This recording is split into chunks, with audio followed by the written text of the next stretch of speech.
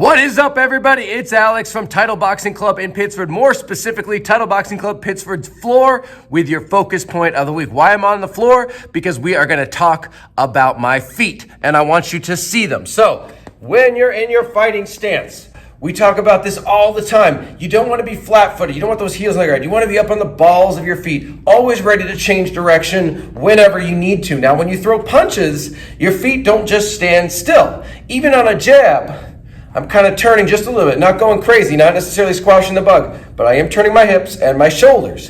When I throw the cross, watch my back foot.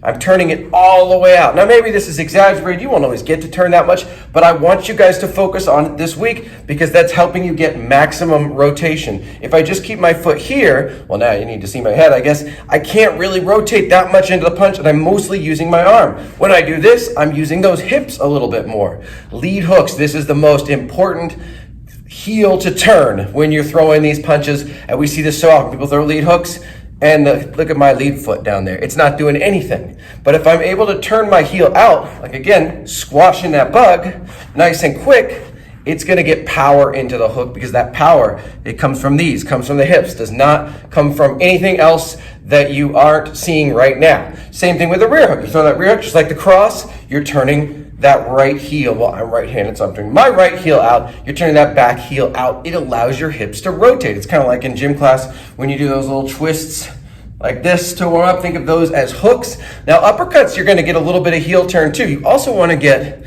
your legs. First thing that happens needs to happen in those legs. You dip down. So I throw my lead uppercut, dipping down a little bit. As I come up, yeah, I'm turning my heel. Maybe not quite as much as on the hook, but I'm still turning my hips, getting that power from my legs and hips. And on that rear uppercut, same thing, dipping down as you come up, turning that heel out. That's how we allow our weight to shift from one foot to the other, which is the very nature of boxing. Every punch, that weight has to shift. We talked about flow last week.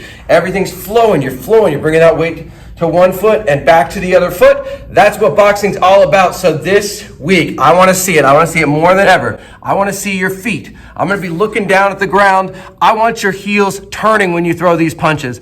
I want your hips turning. And by picking up your heels, freeing the heels, you'll just allow your hips to do what they're made for. Put power into those punches and, of course, hit it hard.